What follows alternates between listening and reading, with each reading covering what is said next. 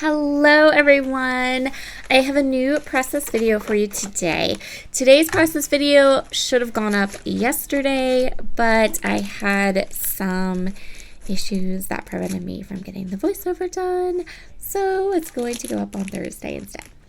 I am working with a collection from my stash. This is Indigo Garden from Simple Stories.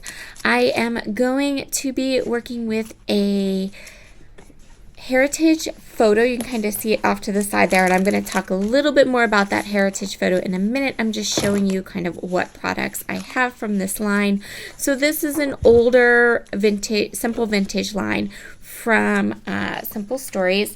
I have quite a bit of it. It was one of my absolute favorite. I love this pop of navy blue that's in this collection. And I am going to be using a sketch from Allison Davis. This is sketch number 10 in her hexagon sketch bundle. And I will let you know that that finishes the hexagon sketches. But never fear, I am working on something with my friend Nicole to bring you some more Allison Davis sketch interpretations into 2024. So I'm altering my sketch a bit in the size of my hexagon. I'm showing you the photo here. Okay, there's the old photo, right? So you can see the back of it has some handwritten things from my grandmother telling me who is in the photo. And that photo, you can see it's like a 5x7, but it's very old. It's a little damaged. So when I kind of digitized it, I had to shrink it down to a 3x4. So I wanted to talk about that photo quick, and then we'll get back into the layout and the Allison Davis sketch. Michelle is joining me today. She's been working along with these sketches along with me, and I will link her channel up in the description box. But yes, there will be more fun takes on Allison Davis's sketches in the new year. What else? How did I alter the sketch? Well, for starters, the biggest way I altered it was I decided I did not want to die cut hexagons until the cows came home, so I used a punch, which means my hexagons are a bit smaller than what the sketch calls for. So the sketch calls for hexagons to be 1 inch. Mine are 1¼ inches, but I honestly didn't have any significant trouble. I had to space my hexagons a little bit differently,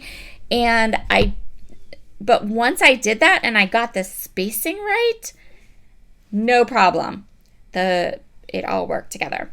So I'm placing some white cardstock. This is that 49th and Market cardstock I just got, and I just hauled it on Sunday.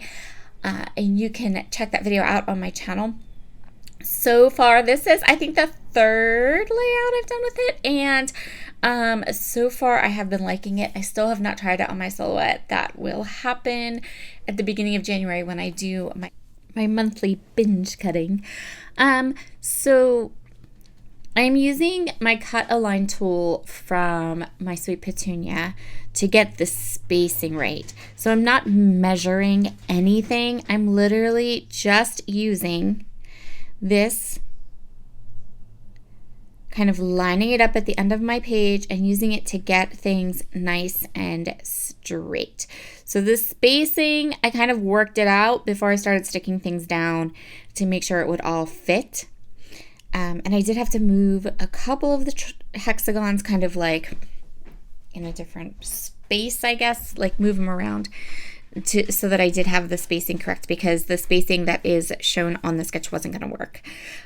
Even though I do absolutely love that Allison, when you get these sketches from Allison, they have all of the dimensions right there. Like you could just go down through her little list of dimensions and go check, check, check, check, check, and you've got everything done.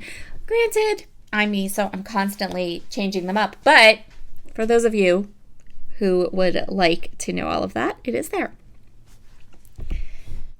I'm going to work my way all around the page because that is how I find it the easiest when I need something to be on a grid or lined up. So I did the top row. Now I'm going to do the vertical row, and that's going to help as well.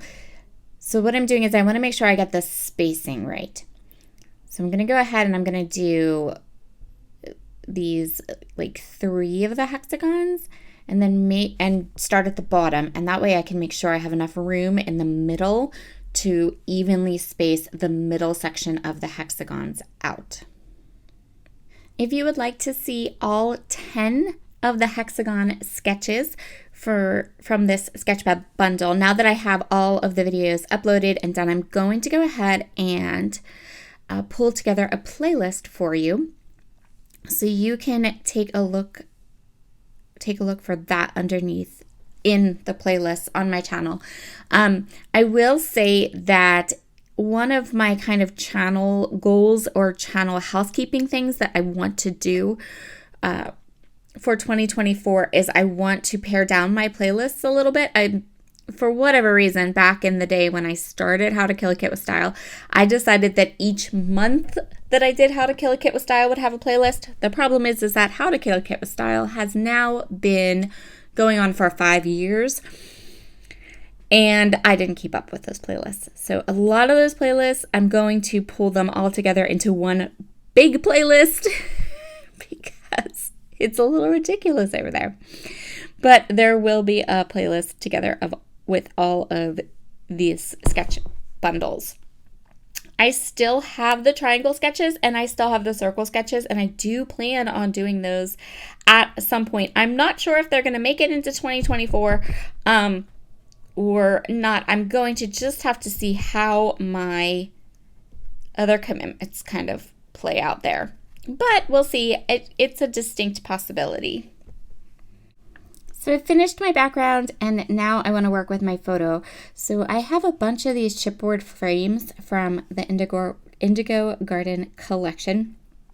I have backed this frame with some tear it tape from Spiegel Mom Scraps, and then the frame is larger than my photo, but that's okay because what I'm going to do is, you'll see here, I'm just going to go ahead and kind of back the frame with this pattern paper. I chose this pretty gingham from the collection. I'm lining it up on two sides. That means I don't have as much to cut away, and I'm just going to cut away around the other two sides. Then I'm going to go ahead and I'm actually going to take my scissors and make a little bit of a slit behind the floral piece in the papers, and then I can slip my photo down in there. So the chipboard frame I chose is actually the one that is vertical, and I'm using it horizontal. So I'm going to have to play around and add some more embellishment to the right side of the frame because I have a little like text piece there that's now facing the wrong way, and I have a butterfly that's facing the wrong way. It'll be just fine. I'm just going to cover it up, and I have so many embellishments to go with this collection that I don't even have the slightest problem fixing that up. I do want a place to add some journaling to my layout. So I'm using the journaling cut apart paper, and I am going to have a little journaling spot. This journaling spot actually was like the perfect size. I'm going to trim it up a little bit, but honestly, when I went to write my journaling fit perfectly into the spot I had designed for my journaling. I could not have been happier about that. So this is our basic page design. I'm going to choose 3 areas, one on either side of the photo, and then one, I'm going to embellish one of these little hexagon flowers up in the upper left-hand corner. And you can see I have so many embellishments. I have both the 12 by 12 sticker sheets. I have the brads. I have 2 packs of ephemera. I have the foam stickers. So the layered stickers, like I just kind of went through all of these different embellishments and I chose ones that I thought would work really nicely with my photos and with my photo and on the page. This is one of my stashed collections where I made a lot of projects with it. I even taught a class based on this line for Crop Around the Clock, and I like sort of burned myself out on it, and so I just tucked it away, put it in my little paper tower, and then I knew I wanted to scrapbook this photo. So when I was going through, I was like, oh, I still have this and I love it. So sometimes it is a really good idea to go ahead and go through your stash. This is a rediscover your stash video if there ever was one. I chose a little tag and I'm just adding some twine to it. I also had to punch a hole in it, and that's what I'm doing here, just getting that in place. I found a little die cut piece that it was a little banner and it said the sweetest moment. And I thought that that was absolutely the most perfect title. So I placed it down there on my chipboard frame. And now I'm kind of going through the puffy stickers. I'm going to choose a couple different ones. I chose a little book plate sticker that said memories and a couple of the flowers. And now I'm going through with some of the decorative brads to add a little something to this layout that's not paper and not a sticker. I don't think I chose too many though. I really just grabbed one or two and pop them in. I am going to use this large layered sticker. This large layered sticker is going to be a workhorse because it's going to cover up my sideways portions of that chipboard frame. So I'm going to use that large kind of layered sticker, and then I'm also going to add a little butterfly, a little pink butterfly up to the top, and then all those pieces that are sideways and facing the wrong direction because I turned the frame are now perfectly covered without a problem. The only little bits I'm going to add to this layout now are just a couple of little heart stickers up in that upper right hand cluster. And that's it. Thank you so much for joining me today. I hope you've enjoyed this project. If you are interested in any of the products I used today or in checking out Michelle's layout, you can go down into the description box.